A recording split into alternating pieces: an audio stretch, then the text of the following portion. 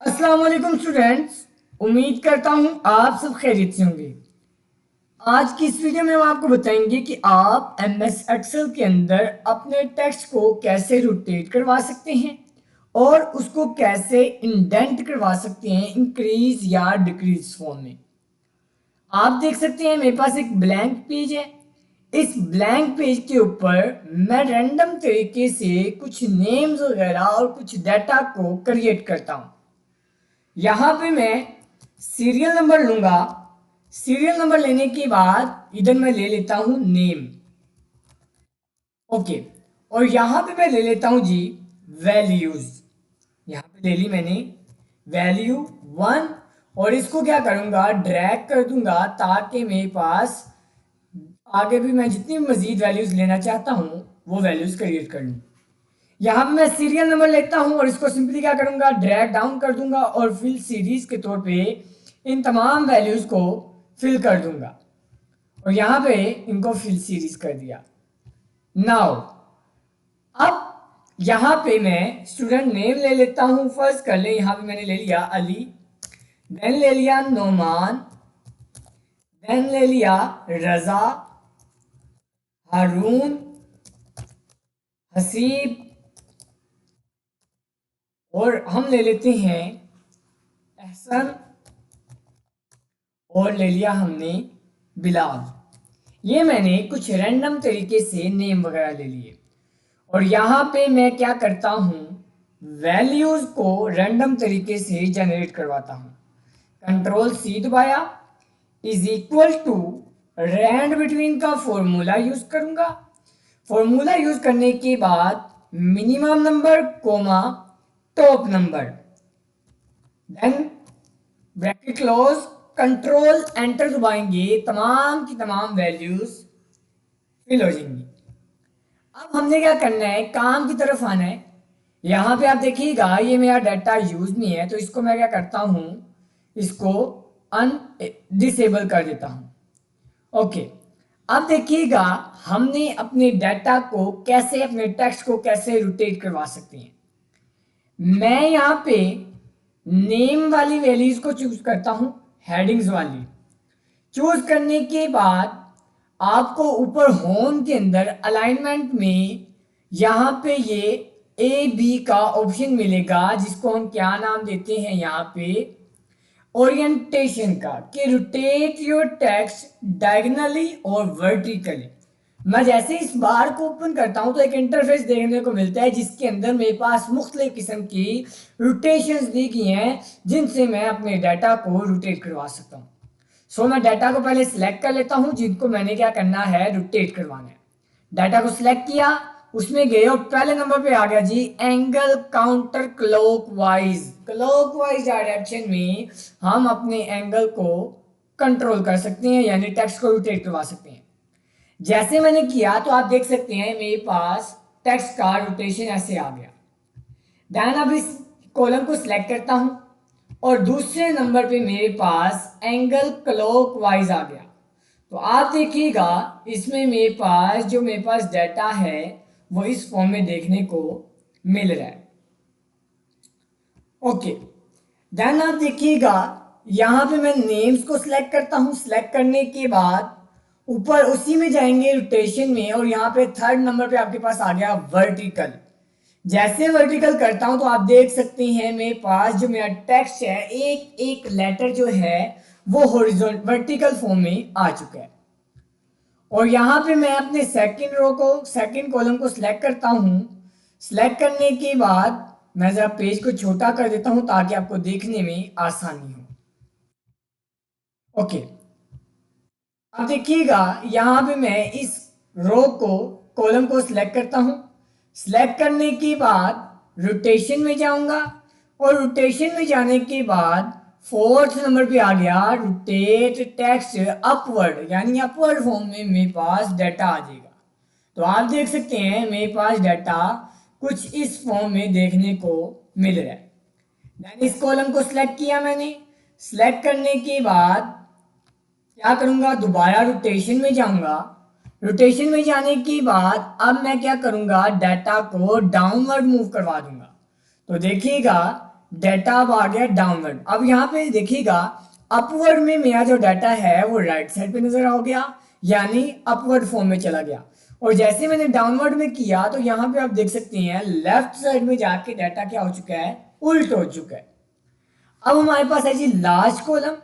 Last column को select किया, select करने के बाद ऊपर ओरिएंटेशन में मेरे पास लास्ट फॉर्मेट है, फॉर्मेट सेल अलाइनमेंट।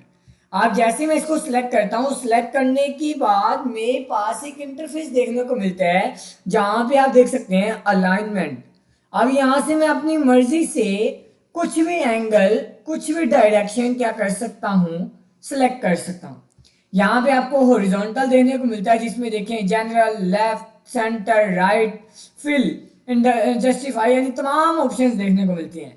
देन यहाँ से रोटेशन देखने को मिलती है कि आप ऊपर जाना चाहते हैं, नीचे मूव करना चाहते हैं, डिग्री में आप क्या कर सकते हैं, अपने टेक्स्ट को मूव करवा सकते हैं। देन यहाँ पे आपके पास wrap text, shrink to fit और मर्ज सेल का ऑप्शन देखने को मिलता है। यहाँ से आप अपनी मर्जी से डाटा को क्या कर सकते हैं, अलाइन करवा सकते हैं। अब बात करते हैं डाटा को क्या कर सकते हैं, हम कैसे इंडेंट करवा सकते हैं। तो मैं अपने पेज को थोड़ा ऊपर मूव करता हूं और यहाँ पे क्या करता हूं, आके अपने पेज को जूम करता हूं। अब देखिएगा हम यहाँ पे एक नया डाटा बनाएंगे ताकि हम इंडेंट, इंक्रीज और डिक्रीज के कंसेप्ट को समझ सकें। अब देखिएगा यहाँ पे जैसे मैं आता हूं तो यहाँ पे मैं कर देता हूं जी इंडेंट डिक्रीज की हेडिंग देता हूं ताकि आपको समझने में आसानी हो। और जैसे क्या करता हूं, यहाँ पे आता हूं और यहाँ पे आने के बाद इंडेंट इंक्रीज का ऑप्शन देता हूं। ओके, अब देखिएगा जैसे यहाँ पे मैं आता हूं, आने के बाद मैं कुछ भी डाटा को टाइप करता हूं। यहाँ पे भी आके मैंने डाटा को कुछ क्या कर दिया, टाइप कर दिया। टाइप करने के बाद जब मैं पिछले साल के ऊपर आता हूँ तो अब देखिएगा यहाँ पे मेरे पास दो ऑप्शन देखने को मिल रहे हैं। ये है जी हमारे पास डिक्रीज इंडेंट और ये क्या है हमारे पास इंक्रीज इंडेंट। अब हमने पहले करना है जी डिक्रीज इंडेंट को। जैसे मैं डिक्रीज करता जाऊंगा तो मेरा ये वैल्यू क्या है, पहले ही फुल डिक्रीज है, यानी ये इस बाउंड्री के साथ टच हो रही है। लेकिन जैसे मैं इंक्रीज की तरफ मूव करूंगा, इंक्रीज की तरफ से क्या होगा, ये दूसरी तरफ मूव करना शुरू कर देगा, यानी उसकी कोई, यानी यहाँ पे आप देख सकते हैं कोई बाउंड्री नहीं है अभी। जैसे मैं इंक्रीज करूंगा तो आप देखिएगा मेरा डाटा कहाँ से कहाँ पहुंची जा रहा है खुद ब खुद, यानी ये इतना लंबा सेल कर दिया उसने। और जैसे डिक्रीज करूंगा तो मेरा डाटा क्या होगा, वापिस आना शुरू हो जाएगा। ये हो गया जी हमारे पास इंक्रीज और डिक्रीज इंडेंट का काम। अब जैसे हम अलाइनमेंट में ऊपर आते हैं रैप टेक्स्ट के ऊपर। अब रैप टेक्स्ट क्या है, अब देखें जैसे यहां पे मैं एक सेल के ऊपर आता हूं, आने के बाद मैं यहां पे कुछ डाटा लिखता हूं। फर्स्ट करें GHULAM और यहां पे MUSTAFA। यहाँ पे आने के बाद मैं जैसे यहाँ पे आके एंटर दबाता हूँ तो मेरा डाटा यानी अगले लाइन में नहीं जाता, एक ही लाइन में आ जाता है। यानी फर्ज कर लें अगर मैं चाहता हूं कि मेरा जो एक ही रो के अंदर, एक ही सेल के अंदर डाटा क्या हो, एंटर यानी दो तीन लाइनों में चला जाए एक ही सेल के अंदर, तो वो कैसे जाएगा। अब मैं यहाँ पे किसी जगह पे भी आके कोई डाटा लिखता हूँ, फर्ज कर लें यहाँ पे मैंने लिख दिया अली, और फिर मैं चाहता हूँ कि दूसरी इसी सेल के अंदर दूसरे नंबर में मैं कोई और नाम लिखूँ। जैसे एंटर दबाते हैं, एंटर दबाते हैं असल में दूसरी लाइन के लिए जाने के लिए, तो यहाँ पे जैसे मैं एंटर प्रेस करता हूँ तो वो तो मुझे दूसरी सेल के ऊपर ले जाते हैं। तो इसके लिए आपने क्या करना है, यहाँ पे हम रैप टेक्स्ट का इस्तेमाल करेंगे। जैसे रैप टेक्स्ट इस्तेमाल किया, अब मैं जैसे एंटर प्रेस करूंगा तो क्या करना है, आप देखें यहाँ पे मैंने लिख दिया अली मुर्तजा। ओके, अब मैं जैसे यहाँ पे आके रैप टेक्स्ट को इस्तेमाल करूंगा तो क्या होगा, अब मैं अपने डाटा को यहाँ से दूसरे नंबर पे भेज सकता हूँ। Sorry it's not working. Okay, मैं दोबारा करता हूँ, कोशिश करते हैं हम इसको करके। तो यहाँ पे ओके, मैं यहाँ पे लिखता हूँ GHULAMMUSCAF। ओके, अब देखिएगा कि हमने क्या गलती की, यहाँ पे मेरे पास तो वो बिल्कुल लाइन के अंदर पूरा आ रहा था, जिसकी वजह से इसने क्या किया, उसको रैप किया ही नहीं। अब यहाँ पे मैंने क्या किया, सेल छोटा पड़ गया। सेल छोटा पड़ने के बाद जैसे यहाँ पे आता हूँ और आने के बाद क्या करता हूँ, रैप टेक्स्ट करूंगा। तो आप देखिएगा वो ऑटोमेटिकली क्या करेगा, उसको रैप टेक्स्ट कर देगा, यानी एक ही सेल के अंदर क्या करेगा, नेम को बड़ा कर देगा। या दूसरा तरीका क्या है कि अगर आप कोई बड़ा नाम लिखते हैं, फर्ज कर लें मोहम्मद अरशद लिखता हूं, तो आप क्या कर सकते हैं, अगर रैप टेक्स्ट नहीं करना चाहते तो आप सिंपली क्या करेंगे, यहाँ पे ऊपर आएंगे, आप जो आपके पास कॉलम है, आप यहाँ पे आने के बाद यहाँ पे डबल टैप कर देंगे। डबल टैप जैसे करेंगे तो जितनी उस सेल को स्पेस चाहिए होगी वो क्या करेगा, उतनी स्पेस को कंज्यूम कर देगा।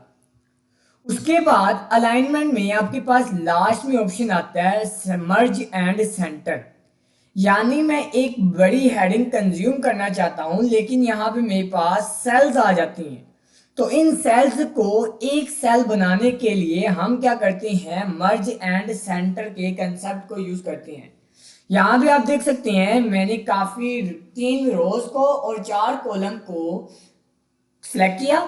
सिलेक्ट करने के बाद जैसे अब मैं मर्ज एंड सेंटर के ऊपर क्लिक करूंगा तो देखिएगा वो सारे जो सेल्स हैं वो एक होके एक सेल बन गए हैं। अब मैं इसके अंदर कुछ भी लिखूंगा, फर्ज कर लें यहाँ पे मैं GM ऑफिशियल टेक के नाम से अपने चैनल का नाम लिखता हूँ। देन इसको सिलेक्ट करूंगा। सिलेक्ट करने के लिए आपने क्या करना है, इस सेल के अंदर डबल टैप करना है। अब आपके पास वो पॉइंटर यानी जो आपका ब्लिंकर है वो आपको नजर आ रहा है।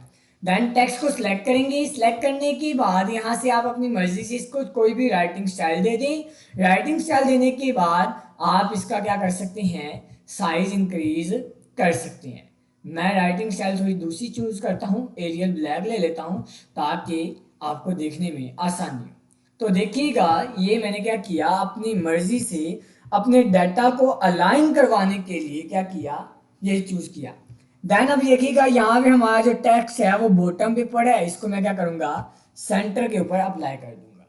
तो ये था जी हमारे पास जो हमने काम किया अलाइनमेंट के ऊपर, वो क्या था जी, हमारे पास पार्ट 2 है ये। इससे पहले पार्ट में हमने क्या किया, अलाइनमेंट में बताया कि आप डाटा को कैसे अलाइन करवा सकते हैं। पार्ट 2 में हमने ये बताया कि आप डाटा की रोटेशन, उसके इंडेंट, रैप टेक्स्ट और मर्ज एंड सेंटर के कंसेप्ट को कैसे यूज कर सकते हैं। अगर आपको वीडियो अच्छी लगी लाइक कीजिएगा, चैनल को सब्सक्राइब कर दीजिएगा और दिए गए बेल आइकन को लाजमी दबा दीजिएगा ताकि हर आने वाली वीडियो आप तक आसानी से पहुंच सके। मिलते हैं इंशाल्लाह अगली वीडियो में, तब तक के लिए अल्लाह हाफिज।